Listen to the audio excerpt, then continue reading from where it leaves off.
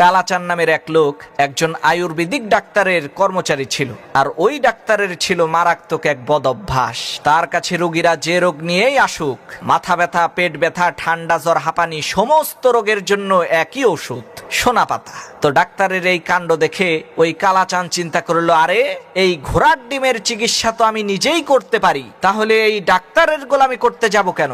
আমি নিজেই একটা ডিসপেন্সারি দেব। যে কথা সেই কাজ।